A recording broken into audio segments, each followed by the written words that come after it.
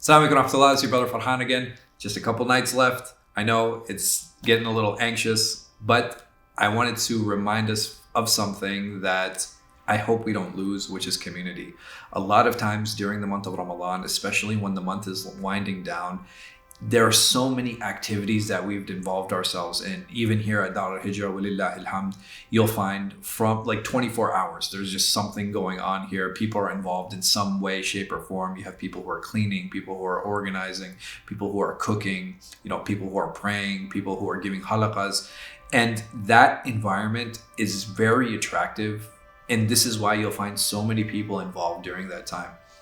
And again, I'm not saying that that environment can be replicated because of the specific blessings of Ramadan, but there are certain elements that I feel we can definitely carry throughout the year. And if there's one thing that we can take away from all of those different activities, I think it's important for us to choose the one that we really found the most fulfillment in when we choose that activity, and then give back to the community. If I enjoyed the social interactions, maybe start a book club, start a social club, start a walking club. If I enjoyed giving money, find a way where I can actually start an endowment, right? So we want to try to develop that sadaqah jariyah. We want to bring that institutional wealth. And I don't mean wealth in a financial sense. I mean like in a spiritual sense, in a mental health sense, in a physical health sense. There's so many ways for us to contribute, and we want those contributions to continue after we pass.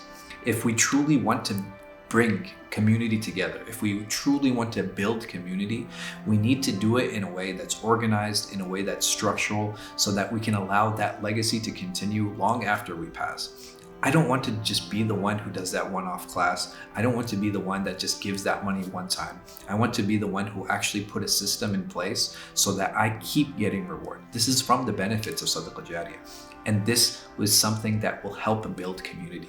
If I want to start a soccer program, if I want to start a football program, if I want to start a basketball, if I want to start a reading program, there's so many opportunities that are available. And I can guarantee, regardless of the masjid that any of us are a part of, just bringing those ideas and saying, hey, I'm willing to take responsibility and I'm willing to take lead on that project. Watch the response that you get. You'll be extremely and pleasantly surprised, inshallah, by what you see and by what you feel and what you hear. These things are many times overlooked by a lot of us, and we have very high expectations from the management. We have very high expectations from the institutions. We have very high expectations from the community. Do we have those same expectations from ourselves?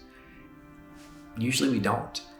And if I'm invested something, I really need to put skin in the game. This is what's going to bring fulfillment. This is what develops legacy. Nobody can equate my passion with theirs. It's just not possible. If I'm passionate about something, there's nobody who will equal that passion. And it's important that I make sure and I channel that passion in an appropriate way. And walillahi alhamd, really, the Muslim community has always been supportive. It's always been generous. It's just a matter of getting that idea, taking that lead, and really pushing and getting out there. And sometimes we find the shortcoming in a lot of our organizations, or even within the organization, within certain departments, where we're not willing to let others take lead. And we really have to, if we want to move into the next generation, if we really want to train our youth and give them leadership positions, we have to allow them and enable them and let them fail, because we all did at some point. And that's part of community, that we understand that when we give anyone a chance, somebody will fail. And Allah subhanahu wa ta'ala, He even knows this about us. So what does He say? He says, إِنَّ الْحَسَنَاتِ يُذْهِبْنَ السَّيِّئَاتِ. He said that good deeds wipe away bad deeds. Unfortunately, many times for us, it's backwards, right? You find bad deeds wipe away good deeds. A person can do something good and something good and something good. As soon as he or she does something bad, we completely forget about what they do. But we have to allow each other to fail. It's not, I'm not saying failure is like a goal we should strive for at all. That's not what I'm saying. But I'm saying, how do we react to failure? That's something that's important. And that's something we should all look at, because a person can fail time and time and time again. And we all have at some point, one point or another.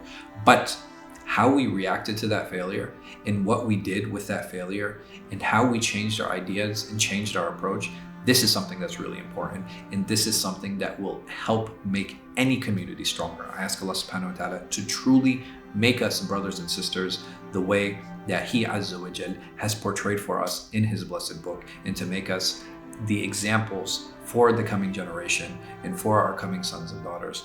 May Allah subhanahu wa ta'ala continue to bless us, bless the community, and bless the ummah of Muhammad sallallahu alayhi wa sallam.